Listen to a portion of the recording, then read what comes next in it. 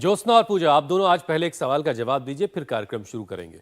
देखिए, अब जैसे ठंड की शुरुआत तो हो गई है और अच्छी खासी ठंड अब पड़नी शुरू होगी, लेकिन क्या आप उन लोगों में हैं कि ठंड में ज़्यादातर वक्त आप लोगों का आलस वाला रहता है, कंबल से निकलने का ही मन नहीं करता, कुछ काम करने को जी नहीं करता, या फिर कुछ और? नहीं हुसैन, नहीं, हम तो योगिनी है हुसैन, क्यों ज्योत्सना?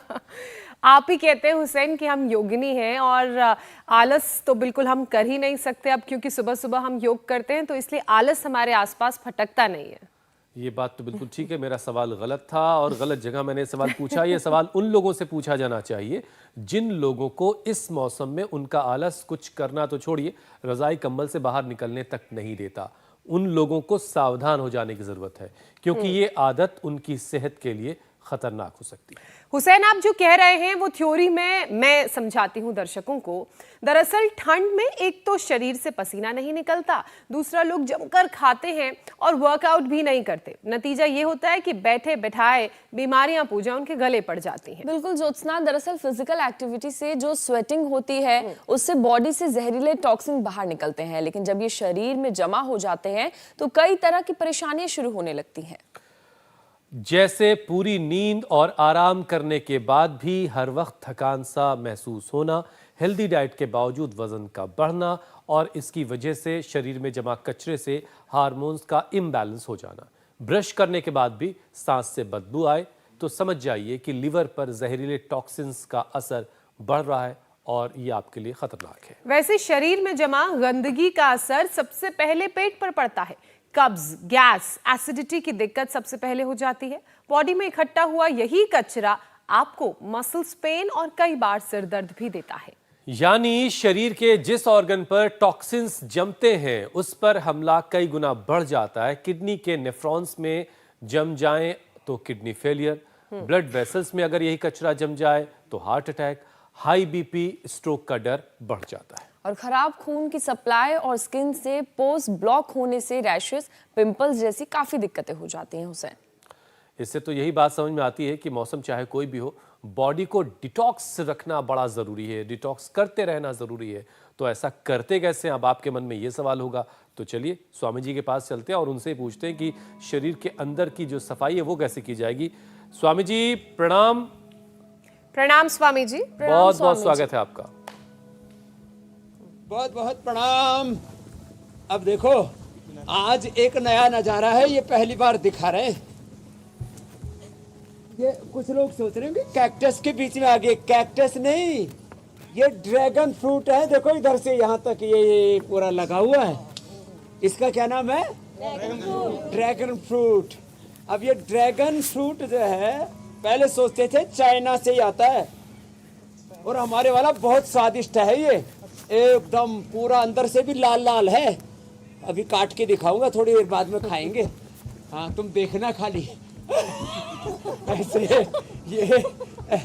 ये ड्रैगन फ्रूट ऐसे लगते हैं इसके ऊपर, और ये पूरे ड्रैगन फ्रूट का पूरा बगीचा है 1 एकड़ का।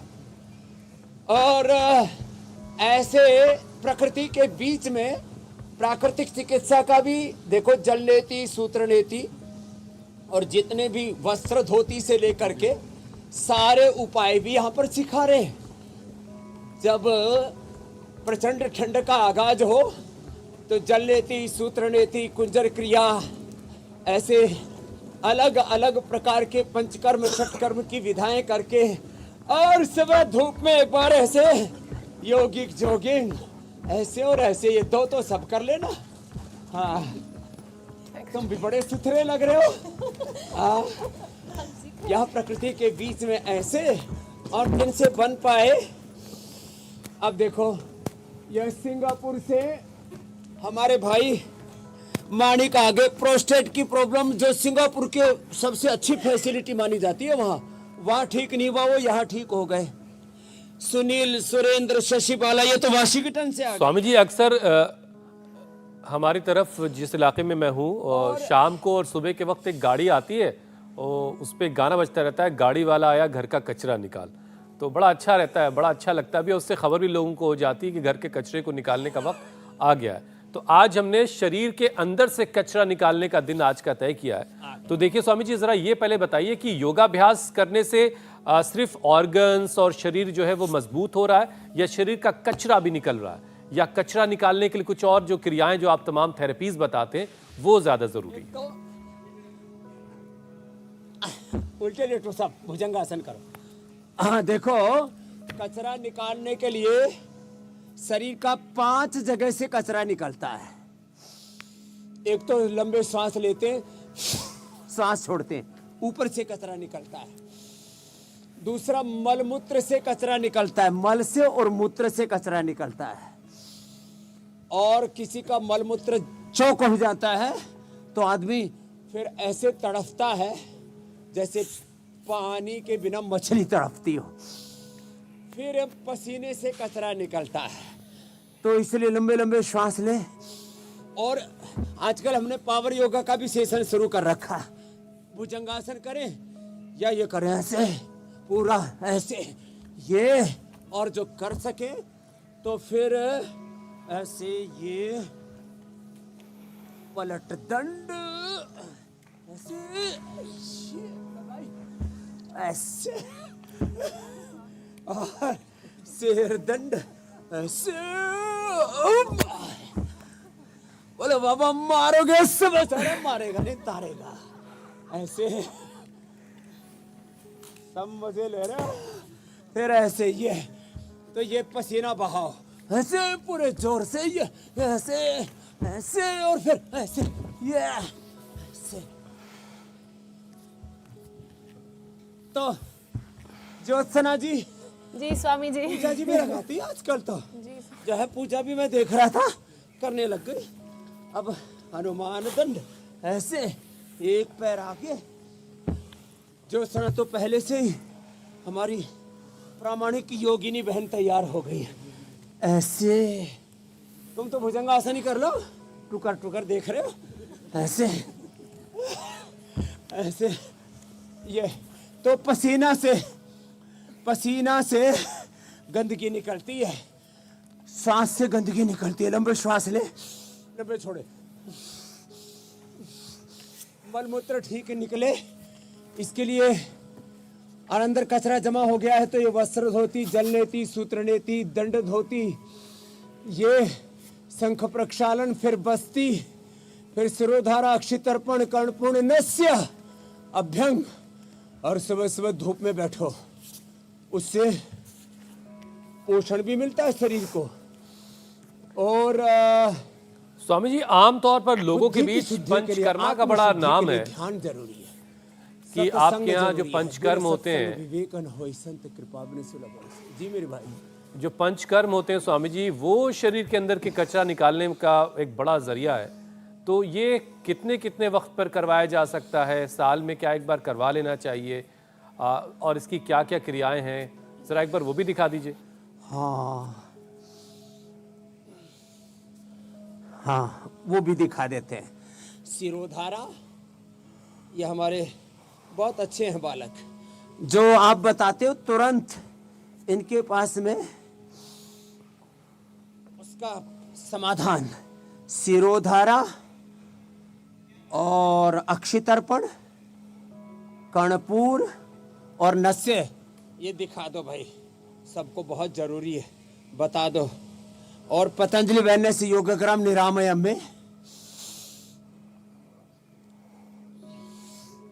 जिनको फिजिकली प्रत्यक्ष आकर के करना है ना, वो अभी तो स्टॉक में से दिखा रहे हैं। चलो, और जो है वो साल में एक बार शंख प्रक्षालन, कम से कम साल में एक बार 7 दिन के लिए सिरोधारा, कर्णपूर, नस्य, अभ्यंग, बस्ती, एनिमा और उपवास थोड़ा लंबा करवाते हैं। वैसे तो डेली इंटरमिटेंट उपवास और सप्ताह में एक बार पूरा उपवास। कोई हनुमान जी के नाम पर कर लेना, कोई शिव जी के नाम पर कर लेना, कोई मेरे नाम पर कर लेना। तुम्हारे उपवास करने से तुम्हारा तन मन वो तो खुश होगा, या हम भी खुश हो जाएंगे कि आप फिर रोगी नहीं पड़ोगे, और शरीर भी खुश हो जाएगा, वेट कम हो जाता है। हाँ, तो ये फिर ये जो है ना शुद्धि का एक उपाय है, ये हवन। हवन करते हैं ना ऐसे, हवन करने से अपने घर से लेकर के वैसे सूक्ष्म रूप से 100 से 200 किलोमीटर तक इसका असर होता है। और ऊपर ब्रह्मांड में कम से कम 10,000 से लेकर के 40,000 फीट की ऊंचाई तक, जहां तक जहाज उड़ता है वहां तक इस यज्ञ के धूम का असर होता है। इतना जबरदस्त है ये यज्ञ चिकित्सा भी। हाँ, तो शुद्धिकरण के लिए ये सारी प्रक्रियाएं, सिरोधारा, अक्षितर्पण, कर्णपूर, नस्य, अभ्यंग, फिर रक्त मोक्षण, वात मोक्षण, एक्यूप्रेशर, एक्यूपेंचर, ये अंदर शुद्धिकरण के लिए सबसे अच्छा है उपवास, उपासना। इससे हमारा ऑटोफेजी, माइटोफेजी, एपेप्टोसिस, पूरे बॉडी का मेटाबॉलिज्म, वात पित्त कफ समदोष समाग्नि समधातु मल क्रिया प्रसन्नात्मा इंद्रिय बना स्वस्थ्य विधीयते हो जाते हैं हम। देखो, अब जिनका वात दोष ज्यादा बढ़ा हुआ हो, वात, कफ और पित्त तीनों उपवास से अच्छे होते हैं, लेकिन वात दोष बढ़ा हुआ हो तो क्या करना चाहिए? एक तो लहसुन कल्प करना चाहिए, एक एलोवेरा, गिलोय, पारिजात, निर्गुंडी, सहजने का रस पीना चाहिए, दही, छाछ, नींबू, चाट, टमाटर ये नहीं खाने चाहिए। कफ दोष बढ़ा हुआ हो तो दूध में हल्दी, शिलाजीत, च्यवनप्राश लेना चाहिए। और उसमें भी इंटरमीडिएट उपवास जरूर है, थोड़े दिन खजूर कल्प कर लो। हम उपवास वात में भी और कफ में भी जबरदस्त लाभ होता है। उसमें ज़्यादा से ज़्यादा भूख लगे, बहुत ज़्यादा भूख लगे तो खजूर, ज़्यादा ही भूखड़ हैं तो थोड़ा सा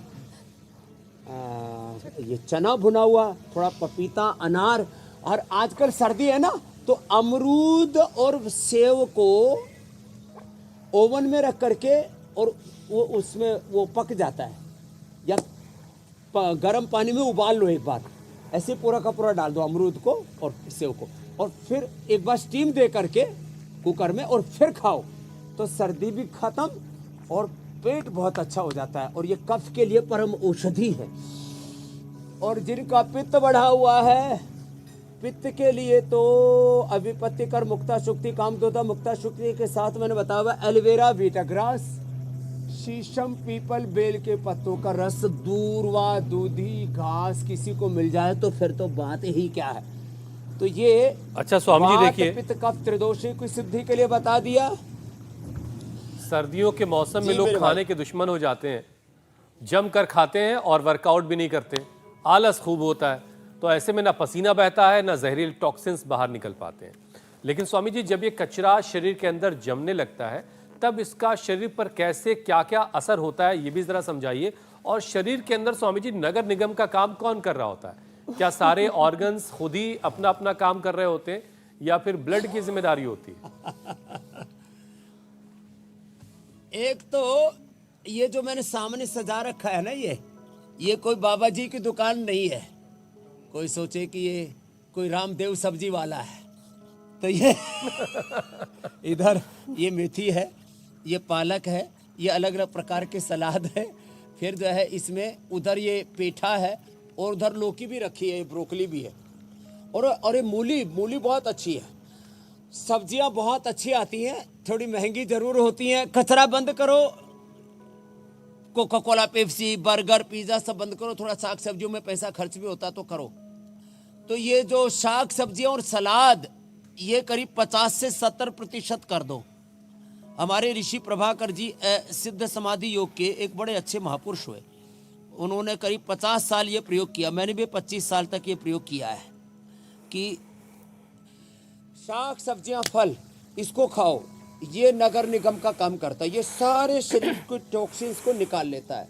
अब ये ब्रोकली से लेकर के, लौकी से लेकर के और पेठा और ये सारे सलाद, और फिर इसमें थोड़ा सा मूली, गाजर, टमाटर, ये पहले खा लो। और फिर ये जिनका वेट ज़्यादा है वो तो ये दो तो ये ऐसे बैठ करके ये और फिर जो थोड़े से मजबूत से हैं फिर वो तो ऐसे और ऐसे। ये बोले बाबा जी फिर तो इसमें तो हमारी गाड़ी पलटी खा जाएगी, ऐसे। और आज यहाँ गड्ढे भी है भाई। लेकिन बढ़िया लुढ़ा करे कुछ तो। चलो लेट जाओ, अब उधर पैर करो, इधर सिर करो। ये ऐसे तो हमारे शरीर में ये नगर निगम का काम करती है, सफाई का काम करती है, स्वच्छता का काम करती है। शाक सब्जियां फल ये सब लिया करें। और उपवास जो है वो स्वच्छता का, हाइजीन को मेंटेन करने का काम करता है। और लंबे लंबे श्वास या हाइजीन को मेंटेन करने का काम करते हैं। और सबसे अच्छी बात है हमेशा हायर कॉन्शियस में रहना, लोअर कॉन्शियस में नहीं रहना। जो हमेशा नेगेटिव सोचते हैं अपने बारे में, अपने परिवार के बारे में, अपने समाज और देश के बारे में, सबके बारे में, उनके तन के साथ मन में बड़ा कचरा जमा हो जाता है और मन उनका भारी हो जाता है, हमेशा भारीपन। तन में, शरीर में कचरा इकट्ठा होने की एक लिमिटेशन है। मन में तो हे मेरे राम अनंत जन्मों के संस्कार वासनाएं कर्मा से और कितने प्रकार के नेगेटिव इमोशंस, उससे आदमी टूट जाता है। और BP, sugar, thyroid, asthma, arthritis, SLEMS, autoimmune disease, cancer भी ये अंदर के कचरे के जमा होने से ही होता है। हमारे बॉडी का जब एपोप्टोसिस ठीक नहीं होता, हमारे बॉडी का मेटाबॉलिज्म ठीक नहीं होता, तो शरीर के अंदर जो कचरा जमा हो जाता है उसी का नाम कैंसर का खतरा है। तो इसलिए ये आपने बहुत अच्छा टॉपिक आज चुना कि अपने भीतर स्वामी जी, अब से ऐसा तन करते की, हैं। मन की, चित्त चेतना की सफाई करो। जब तक आपके पास पहुंचेंगे इस पंचकर्म के लिए, शरीर के अंदर की सफाई के लिए, उससे पहले घर पर रह करके अलग अलग ऑर्गन्स की और शरीर के अंदर जो कचरा जमा हो रहा है उसको घर के अंदर कैसे साफ करना है, इस पर ज़रा बात करते हैं। तो सबसे पहले ज़रा पेट की ही बात कर लेते हैं स्वामी जी, क्योंकि जो कुछ हम खा रहे हैं पेट को बल्कि एक तरह से डस्टबिन बहुत सारे लोग समझ लेते हैं, जो कुछ मिलता है सब अंदर डालते चले जाते हैं। अब जो टॉक्सिन्स का पहला हमला वो पेट पर ही होता है, जिसकी वजह से कब्ज है, गैस, एसिडिटी, ये सारी परेशानियां होती हैं। तो घर पर पेट की सफाई कैसे की जा सकती है? पेट के ऊपर हम इतनी क्रूरता, इतना अत्याचार करते, इतनी जुल्म जाती करते हैं, आपने ठीक कहा।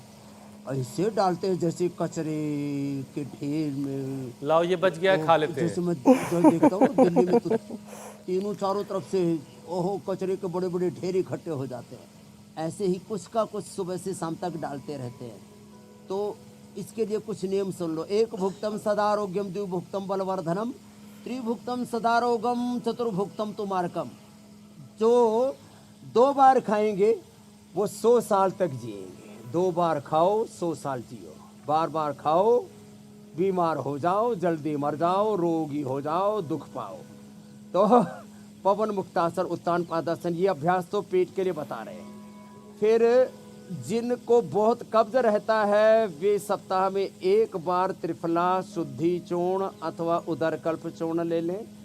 रोज थोड़े दिन तक अभयारिष्ट पी लें और चबा चबा करके, जैसे मैंने बोला पहले, सलाद खाओ, फल खाओ, फिर पका हुआ खाओ और धीरे धीरे खाओ, चबा चबा के खाओ। और खाने के तुरंत बाद पानी मत पियो, 1 घंटे बाद पानी पियो, कब्ज नहीं रहेगा। अब और थोड़ा पिंडली दबा लेना। ये पिंडली बड़ी जबरदस्त होती है। अब हम तो आसन करते करते भी दबा लेते, ऐसे ऐसे भी दबा लेते हैं। अब तुम तो ऐसे दबाओगे तो लुढ़क जाओगी ऐसे। ये पिंडली बहुत अच्छी रहती है दबाना। और देखो ऐसे पर शरीर पर नियंत्रण रहना चाहिए, है? ये पवन मुक्तासन, उत्तान पादासन, नौकासन, पादांगुष्ठ नासास्पर्शासन, सेतुबंधासन। कब्ज के बाद कोलाइटिस बड़ी समस्या है। खाली पेट कोलोग्रिट खाने के बाद कोटजारिस, कोटज, घनवटी, चित्रकादिवटी। फिर किसी को पायस हो जाता है तो उसमें अभयारिष्ट के साथ अर्शोग्रिट ले ले। पहले अर्शकल्प भी हम दिया करते थे। वैसे तो हरड़, बहेड़ा, आंवला, बकायन और नीम की निमोलिन 5 चीज़ों का पाउडर करके 1-1 चम्मच खा ले, पायस, फिसर, फिस्टुला ठीक हो जाता है। कच्चे दूध में या ठंडे दूध में 1 नींबू निचोड़ करके पी ले, पायस ठीक हो जाता है। हम भीमसेनी कपूर उपलब्ध कराते, चने के बराबर केले में डाल करके निकल जाओ, उससे बवासीर ठीक हो जाता है। और ये लेट करके तो पवन मुक्तासन, उत्तान पादासन, नौकासन, पादांगुष्ठ नासास्पर्शासन, सेतुबंधासन, ये और ये सर्वांगासन, हलासन। जैसे खेत की जुताई करते हैं ना, ऐसे पेट की जुताई है ये सर्वांगासन। और ये हलासन ऐसे। और फिर बैठ करके मंडूकासन और योग मुद्रासन, ये भी पेट के लिए बहुत जरूरी है। गैस के लिए गैस हर चूर्ण है। वैसे तो हमने हरड़ और फिर अलग अलग प्रकार के पाचक हैं। हमने मेथी से भी बना रखा, अजवाइन का पाचक भी बना रखा है। थोड़ा पाचक ले लिया करें। और जिनको गैस बनती है ना, उनको खाने के बाद कुमारियासव, पुनर्नवारिष्ट या द्राक्षासव तो बेस्ट है पेट के लिए। पेट भी अच्छा हो जाएगा, खून भी बढ़ जाएगा, नींद भी अच्छी आ जाएगी और शरीर को ताकत भी मिलेगी द्राक्षासव से। और पेट में एक बहुत बड़ा उपद्रव होता है, भयंकर एसिडिटी और अल्सरेटिव कोलाइटिस तक, फिर हाइटिस, हर्निया, बहुत तरह की दिक्कतें आती हैं। तो अविपत्तिकर चूर्ण जो थोड़ी देर पहले मैं बता रहा था, 100 ग्राम 10 ग्राम मुक्ता शुक्ति मिला के एक एक चम्मच सुबह शाम ले ले। और मुक्ता शुक्ति काम दुधा मोती पिष्ठी 10-10 ग्राम ले ले। और ये आधा ग्राम ही ले ले खाली, शहद के साथ या मलाई के साथ या पानी के साथ या एलोवेरा या व्हीट ग्रास के साथ। वैसे तो जीरा, धनिया, मेथी, सौंफ, अजवाइन का पानी हम बताते हैं। जीरा, धनिया, मेथी, सौंफ, अजवाइन का पानी, इसको पंचामृत नाम दिया। और जिनको एसिडिटी होती है तो जीरा, धनिया, सौंफ, मुलेठी और गुलाब के फूल। गुलाब का गुलकंद भी मैंने बताया था, ये भी अच्छा रहता है पेट के लिए। लेकिन ये पंचामृत तो बहुत अच्छा है, सामने यही रखा हुआ है। और एक घरों पर लोग बहुत सारे, और ये ड्रैगन फ्रूट, ओहो हो, ये तो बड़ा जबरदस्त है। ये ड्रैगन फ्रूट जो है ना, ये कॉन्स्टिपेशन के लिए एक ड्रैगन फ्रूट खा लो। और जो है लाली मेरे लाल की जित देखूं तित लाल, लाली ढूंढन मैं गई, लाली खोजन मैं गई और मैं भी हो गई लाल। तो देखो ये जो ड्रैगन है ना, ये ऐसे वाला है, बहुत अच्छा वाला। अब ये ड्रैगन फ्रूट कोई खा लेगा ना तो पेशाब में भी थोड़ा लाल लाल सा हो जाता है, लैट्रिन भी लाल लाल सी हो जाती है और शरीर में ना अच्छी खुशबू सी आती है। हाँ, एलोपैथी की दवाइयाँ खा खा करके तो लोगों के शरीर में दुर्गंध आती है। और ये ड्रैगन फ्रूट बहुत जबरदस्त है। स्वामी जी, बहुत सारे लोगों के मन में एक सवाल ये है, इसको चम्मच से खा लो। अब चारों तरफ से कटोरी हो गई, इसी को चम्मच से खा लो। ऐसे ही चीकू, आम आदि हम खाते हैं, आज ड्रैगन फ्रूट भी ऐसे ही खाना सिखा दिया है। बाकी बाद में खाएंगे, अभी तो योग करना बहुत बाकी है। स्वामी जी, घर पर रहकर बहुत सारे लोग अलग अलग तरह का काढ़ा पीते हैं पेट साफ करने के लिए, लेकिन आपसे कई बार सुना कि आप देसी घी पिला देते हैं। और तो क्या देसी घी से भी पेट साफ होता है? और घर पे क्या पिया जा सकता है उसको? हाँ, यह बात कितना पीना चाहिए? दूध में शाम को 7 बजे तक खाना खाना लिया चाहिए। 8-9 बजे गर्म दूध में 1 चम्मच गाय का घी डालो या बादाम रोगन डालो। जिनके पास पैसे है, सब अड़गम सड़गम खाने बंद करो। ये आग बबूला होते रहते, आग पानी खाते रहते, पानी पूरी खाते रहते। तो गाय का घी या बादाम रोगन या आलमंड ऑयल वो डाल करके, या एरंड का तेल तेज गर्म दूध में ले लो। दूध भी दस्तावर होता है, जिनको कोलाइटिस होता है दूध, घी और मीठा ये बंद कर देते हैं। तो ये दूध में घी गाय का, एरंड ऑयल, आलमंड ऑयल या वॉलनट ऑयल जो आपको हम उपलब्ध कराते हैं ले लो, या कैस्ट्रोल ऑयल, ये अरंड तेल हम उपलब्ध कराते हैं, 1 चम्मच ले लो। पेट ऐसे साफ होगा जैसे पहाड़ से ऊपर से पत्थर लुढ़क लुढ़क करके नीचे पड़ते हैं ना, ऐसे दन सुबह उठते ही अरे भैया गर्व हो गया। नहीं तो बहुत से वेट करते हैं, आजा आजा, आता ही नहीं। कुछ चाय पीते, फिर कॉफी पीते, फिर कुछ और अड़गम सड़गम खाते। और ये जोरदार काम है।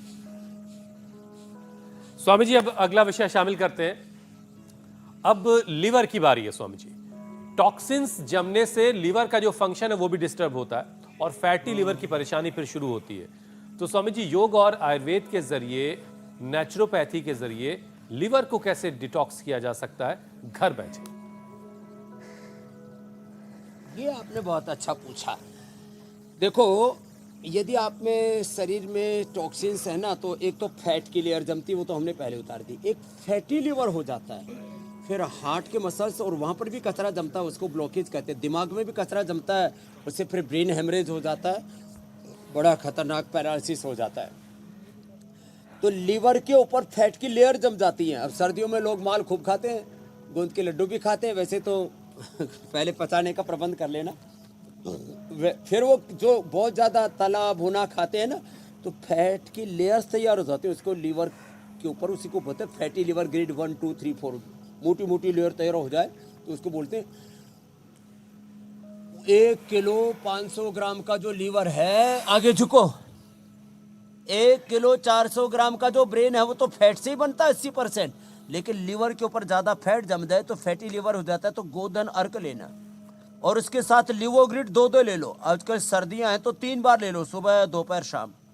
1 से 2 सप्ताह में फैटी लीवर ठीक, liver cirrhosis, liver fibrosis, hepatitis तक ठीक।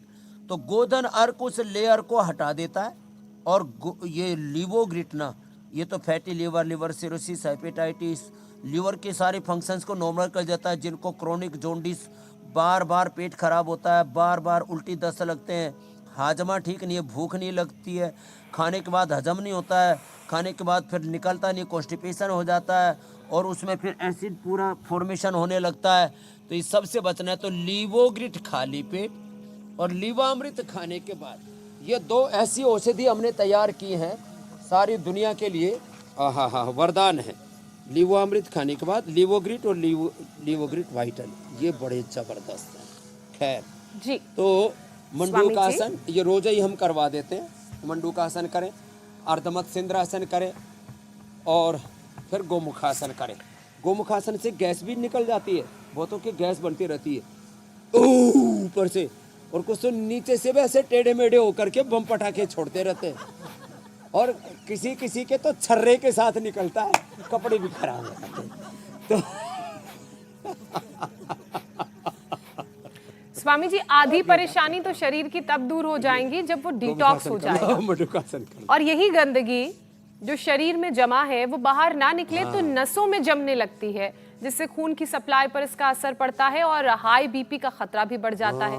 तो नसों में ब्लॉकेज ना हो, ये गंदगी ना जमे, ब्लड सर्कुलेशन परफेक्ट रहे, इसके लिए क्या करें और हाई बीपी के खतरे से अपने शरीर को कैसे बचाएं?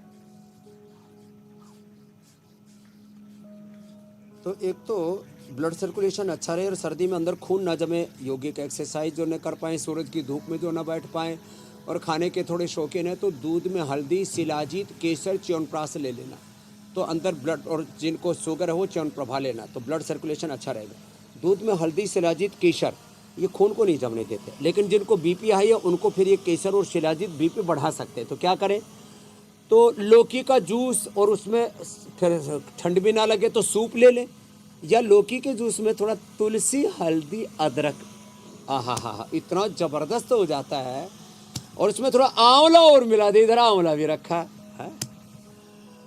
फिर मुक्तावटी और BP grit, Muktavati BP grit 100% BP का सॉल्यूशन है ये।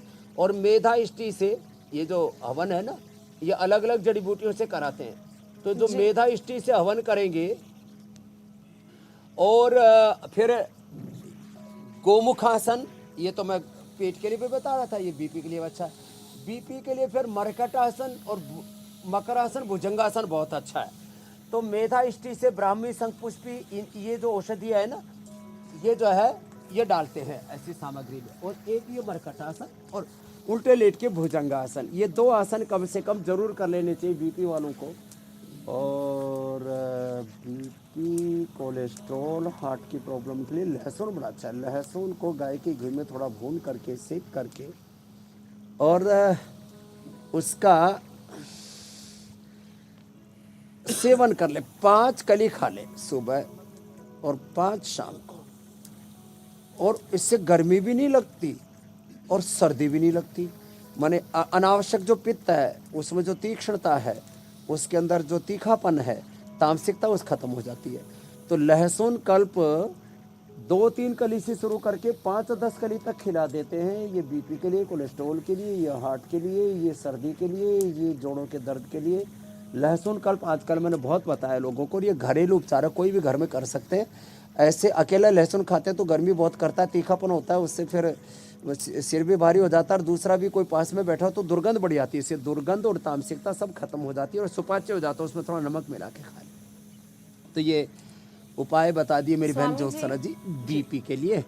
स्वामी जी, बीपी के साथ बॉडी शुगर भी में बहुत कचरा होता जब है। जमा हो जाता है जी, तो मेरी बहन। हार्ट और ब्रेन के लिए भी खतरा पैदा करता है, और ये कैसे होता है, और हार्ट अटैक, ब्रेन स्ट्रोक की नौबत ना आए स्वामी जी, उसके लिए हमें क्या करना चाहिए? जो पहले से ही शीर्षासन सर्वांगासन करते रहेंगे उनको तो कभी हार्ट की प्रॉब्लम होगी ही नहीं। होने के बाद तो ये नहीं करना चाहिए, लेकिन जो पहले से करते रहे ऐसे तो उनको हार्ट की प्रॉब्लम होगी ही नहीं। और होने के बाद तो फिर मंडूकासन, पवन मुक्तासन, मरकटासन ही करें। और शीर्षासन के बाद ये 1-2 मिनट से लेके 5 मिनट तक ऐसे डेली किया जा सकता है। अब इसके बाद सीधे लेट के शवासन या उल्टे लेट के, जो मैं अभी बता रहा था, मकरासन या भुजंगासन। अब ये हार्ट के लिए बड़ा अच्छा है भुजंगासन। हार्ट के लिए, लंग के लिए, स्ट्रक्चरल बैलेंस के लिए, स्पाइनल कोड के लिए, और 100 साल तक जवान रहने के लिए। और मैंने टारगेट कितना दे रखा है? 100 बार। कितना करना बोलो? 100 बार। ऐसे करो, कुछ तो ऐसे ही लचर पचर कर रहे। अरे बाबा, कमर टूट जाएगी ना? कमर टूटेगी, तुम्हारी सारी टूट फूट ठीक हो जाएगी। तो 10-10 बार करके बीच में थोड़ा सा ऐसे ये मकरासन, और हार्ट के लिए एक तो ये भुजंगासन, और जो अभी थोड़ी देर पहले बताया था गोमुखासन, और जिनसे इतना ना हो पाए तो ये ऐसे, ये और ये। और खाली पेट कार्डियोग्रिट सुबह दोपहर शाम 2-2 गोली 3 बार। सर्दियों में डोज अच्छी बढ़ा सकते हैं, 2-2 3-3 ले सकते हैं। और खाने के बाद हृदयामृत, अर्जुन घनवटी और अर्जुनारिष्ट के साथ ले लो। अर्जुन की छाल, दालचीनी दिन भर पी लो। 2 महीने में ही पेसमेकर की जरूरत नहीं, एंजियोप्लास्टी की जरूरत नहीं, बाईपास की जरूरत नहीं। हार्ट का अंदर का कैल्सिफिकेशन है वो भी ठीक हो जाएगा, हार्ट इनलार्ज है वो भी ठीक हो जाएगा, इजेक्शन इन्फेक्शन भी अच्छा हो जाएगा, और कार्डिक अरेस्ट नहीं होगा। नहीं तो कोरोना के बाद बड़ा घोटाला हो रहा है, जवान बच्चों की मौत हो रही है। ओहो, मैं सुन रहा था कल ही, हमारे तिजारावाला जी और मनोज जो है मेरे से बता रहे थे, बोले जी 25 साल का MBBS डॉक्टर MD करने के लिए PGI यहाँ जा रहा था चंडीगढ़, ट्रेन में हार्ट अटैक हो गया, वहीं मर गया। लो, 25 साल का बच्चा। ऐसे मौतें हो रही है कोरोना के बाद, ये बहुत ज़्यादा हार्ट अटैक हो रहे हैं। और ये तो एक व्यक्ति का मैंने उदाहरण दिया, ऐसे ये तो अखबारों में, सोशल मीडिया में भी खूब वायरल हुआ था। ऐसे ये और कितने लोग हंसते खेलते, कोई स्विमिंग करते हुए, डांस करते हुए, पार्टियों में ऐसे ही लुढ़क रहे बैठे बैठे। ये क्या हो रहा है भाई? तो मजबूत बनाओ हार्ट को, इसके लिए पॉइंट भी दबाओ, देखो ये, और कपाल भाती करो और खुश रहा करो। एक बार हंसो जरा।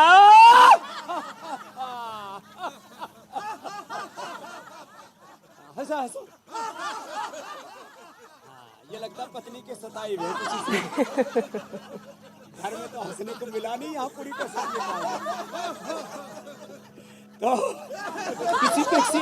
तो रुको, किसी के पति बड़े क्रूर होते हैं, तो पत्नियां घर में हंस ही नहीं सकती। बोले इस घर में दांत फाड़ना मना है, तो बेचारी ऐसे मुस्कुराती है, एक्टिंग कर सकती है। तो हंसने वालों को हार्ट अटैक, हंसो। हाँ, आजकल तो ज्यादा खुशी में ज्यादा गम में भी हार्ट अटैक हो रहा है। लेकिन जो योग करेंगे, समत्वम योग उच्यते, उनके वो सभी परिस्थितियों में, चाहे जैसी परिस्थिति हो, चाहे जैसी मनस्थिति हो, अनुकूलता प्रतिकूलता में, हमेशा संघर्षों में, झंझावातों में, संकटों में भी सम रहेंगे और निर्भर रहेंगे। मेरे भाई हुसैन जी, बहुत शानदार स्वामी जी। संसिद्धिर ज्ञान योग व्यवस्थिति रहेंगे, तो फिर कहाँ हार्ट की प्रॉब्लम होगी। और स्वामी जी, देश की राजधानी का जो पूरा इलाका है, जिसे NCR कहते हैं, यहाँ के लोग तो बहुत खुश रहते हैं, बड़े सौभाग्यशाली हैं यहाँ के लोग।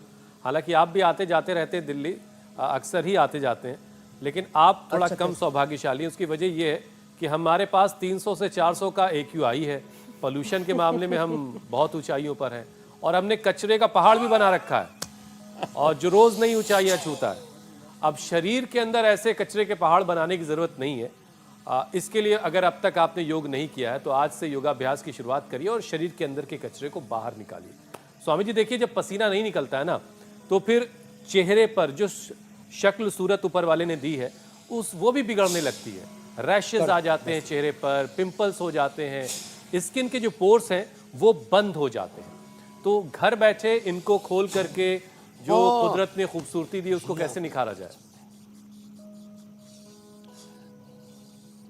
इसके लिए एक तो मिट्टी में मेडिकेटेड मिट्टी बना लो, मिट्टी में एलोवेरा, हल्दी और मेहंदी के पत्ते, मिट्टी में हल्दी, एलोवेरा, मेहंदी, और किसी किसी को मिल जाए तो थोड़ा मंजीठ मिला लें, उसी में थोड़ा गुलाब के फूल मिला लें, थोड़ा केला और पका हुआ पपीता मिला लें, और जिनको ज़्यादा ही रौनक बढ़ानी हो तो ये आज मैंने ड्रैगन फ्रूट बताया ना, तो पूरा चेहरा लाल लाल हो जाए एकदम फर्स्ट क्लास। तो ऐसे फिर ये लेप लगा लें और फिर धूप में बैठ करके भस्त्रिका करें। एलोवेरा जेल, केसर एलोवेरा जेल और एलोकांति बहुत ही जबरदस्त है। ये तो हमने सबको उपलब्ध करा दिया। अब जिनका पेट गड़बड़ होता है ना, लीवर गड़बड़ होता है, और जिनका स्ट्रेस बढ़ा हुआ होता है, उनको पिंपल्स, एक्ने, फिर रैसेस बहुत होते हैं, तो aloe vera juice P low, aloe vera gel लगा लो। ये तो इतना ज़बरदस्त है एलोवेरा ना, ये तो मैं ऐसे ही दिखाने में सप्ताह में ऐसे 2-4 बार लगा लेता हूँ। ये ऐसे पूरे चेहरे पर ऐसे लगा लो, मैं तो ऐसे करके ऐसे ही पूरा लगा लेता हूँ ऐसे, और दाढ़ी मूछ में भी लगा लेता हूँ, तो मेरी दाढ़ी भी चमकती रहती है। अब जो है, चलो लेडीज को तो दाढ़ी मूछ है नहीं, तुमने दाढ़ी मूछ क्यों कटा रखी है फालतू में? मेरे से बोले जिसका क्या फायदा? मैंने कहा इससे देखो, इससे सर्दी में सर्दी नहीं लगती, आगे से सर्दी का बचाव करती है, और बाल खोल दो तो पीछे से भी बचाव करती है। और ऐसे ही एलोवेरा जेल लगा लो, और फिर जो है एलोवेरा जेल, और एक इसके साथ साथ ना हम खिलाते हैं च्यवनप्राश, वो तो सुपर फूड है, और कोलेजन प्राश, हाँ, चमड़ी 100 साल तक जवान रहेगी, एकदम चमकती हुई, चमक रही है ना। हाँ, तो तुम भी लगा लेना। इसका तो जी ललचा रहा है, वाशिंगटन ये लेकर के चले जाना। अच्छा स्वामी जी, चलिए बहुत सारे उपाय आपने बता दिए बॉडी को डिटॉक्स करने कितनी बार के, होगी तेरी? लेकिन जो कुछ नहीं कर सके प्राणायाम के जरिए वो अपने बॉडी को ये तो डिटॉक्स मेरे कर से भी सकते 1 साल हैं। ऊपर है। तो प्राणायाम का एक सेशन, और प्राणायाम बॉडी को डिटॉक्स कैसे करता है इसकी साइंस भी समझा दें। देखो, प्राणायाम से 2400 किलोमीटर लंबा हमारा रेस्पिरेटरी ट्रैक, 1 लाख किलोमीटर लंबा हमारा सर्कुलेटरी ट्रैक, इसमें बहता हुआ 7600 लीटर ब्लड रोज बहता है हमारी इन कोशिकाओं में। उसको ऑक्सीजन नहीं मिलेगा पूरा तो खून गंदा हो जाएगा। क्या हो जाएगा? खून। अब होता है ना, इसका खून बड़ा गंदा है, अब कुछ का तो खानदानी गंदा है, पर इसका तो डीएनए गंदा हो गया। सच्ची बोल रहा हूँ, ये किसी के लिए गाली नहीं है, किसी देश विशेष के लिए नहीं है। प्राणायाम नहीं करोगे तो खून गंदा हो जाएगा और अंदर टॉक्सिन। अब खून की शुद्धि के लिए कोई मशीन में डाल के खून साफ करोगे? हार्ट पंप करता है, किडनी फिल्टर करती है, लेकिन तुम इतना नमक, इतना मीठा खाते हो, वो किडनी भी बेचारी कहती है अब मेरे बस की बात नहीं, तू इतना कचरा खाता है, मर। तो लंबे सांस लेने जरूरी हैं। जो 5 मिनट सांस ले लेंगे तो 5 मिनट में 7600 लीटर जो ब्लड है ना, एक बार पंप करके चला जाता है पूरा, हार्ट से किडनी से। तो लो, पूरा ठीक 5 मिनट में पूरा ब्लड साफ। तो लीवर पर, किडनी पर, आंतों पर, लंग आदि पर, गले आदि में कचरा जमता है, उसके लिए क्या करें? उसके लिए कपालभाति करें। देखो ऐसे, और सारी नस नाड़ियों को शुद्ध करना है तो अनुलोम विलोम करें। और जिनको मृत्यु पर भी विजय पानी है, अरे रोगों पर तो विजय बहुत छोटी बात है, तो मृत्यु पर विजय पा सकते हो। न तस्य रोगो न जरान मृत्यु प्राप्त योगाग्निमयम शरीरम। तो क्या करें? और तो बाह्य प्राणायाम करें स्वामी जी, जो मृत्युंजय होने के लिए। और जिनको सेक्सुअल डिसऑर्डर है, जिनकी गृहस्थी ठीक नहीं चल रही, संसार भी सुधरेगा और परलोक भी सुधरेगा, ये बाह्य प्राणायाम। जी मेरी बहन। स्वामी जी, विजय उन पर भी पानी है जो नकली चीजें बेचते हैं, उनसे भी सावधान रहने की जरूरत है, और फैक्ट चेक के जरिए आप बताते हैं। तो सर्दियों में लोग दरअसल चाय बहुत पीते हैं, मतलब ये समझ लीजिए कि हर वक्त बस ये लोग चाय पीने का बहाना ढूंढते हैं ताकि ठंड को भगा सके। अब ऐसे में आजकल तो चाय की पत्ती में भी मिलावट हो रही है, तो उसका भी सच जानेंगे और कैसे पता करें कि असली नकली चाय की पत्ती कौन सी है। लेकिन उससे पहले कल के कार्यक्रम के बारे में बता देते हैं। गेम्स, मोबाइल, लैपटॉप से चिपके फिजिकल एक्टिविटी से दूर हुए बच्चे, ताजा हवा, हरियाली से दूर हुए बच्चे तो कैसे नुकसान। कम उम्र में रुक रहा शरीर का विकास। योग गुरु के साथ सर्दी की छुट्टियों में योग करें, बच्चे हेल्दी रहेंगे, होगी फुल ग्रोथ। तो कल सुबह 7:56 पर बच्चों को ये स्पेशल क्लास जरूर अटेंड करवाएं और जानें कि कैसे सर्दियों में बच्चे अपने शरीर को हेल्दी बनाएं। स्वामी जी, अब कैसे पहचानें कि चाय की पत्ती असली है या नकली? तो देखो,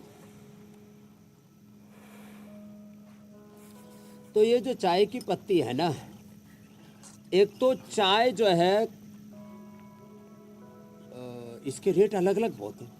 तो जो बिल्कुल छोटी कोपले होती है ना, उन छोटी कोपले से जो चाय तैयार होती है, तो चाय तो असली है कई बार, लेकिन वो मोटे मोटे पत्तों से तैयार की है तो बेस्वादली, अच्छी सी नहीं होती।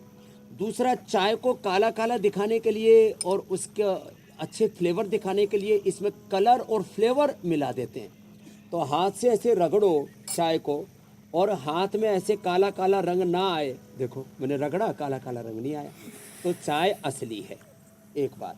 अब पानी में डाला, अब पानी में डालने के बाद पानी में ऐसे डाला और डालते ही यदि पूरा पानी काला हो जाए तो समझ लो चाय नकली है, उसके अंदर कलर मिला रखा है। अब देखो, हमने इतना ही मिला दिया और फिर भी आप देख रहे हैं ना, अब पानी काला नहीं हो रहा, दाने अलग से दिख रहे हैं। उबालने के बाद ही जो है लालिमा आएगी इसमें, तो लाल कलर मिला देते हैं, थोड़ा ब्लैकिश कलर मिला देते हैं काला दिखाने के लिए, वो एक। और दूसरा, पत्ते मोटे मोटे तोड़ करके फिर उसको फर्मेंटेशन करके और फिर तैयार कर देते हैं। वैसे तो मैं तो दिव्य पे मैं तो कहता हूँ आप बनफसा, बासा, तुलसी, मुलेठी, गुलाब, इसकी चाय पियो, लेकिन एक काली चाय भी पीनी है तो असली वाली पियो। कॉफ़ी में भी जो है एक अलग प्रकार का कंद होता है, वो मैं एक दिन फिर दोबारा बताऊंगा, उसमें भी नकली चीज़ मिलाते हैं।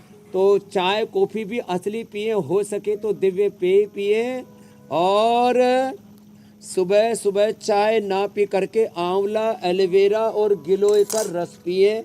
और जिनको बहुत ज़्यादा कब्ज है तो सुबह सुबह पपीता, अनार या ड्रैगन फ्रूट खा लो, ये ऐसे पूरा ना,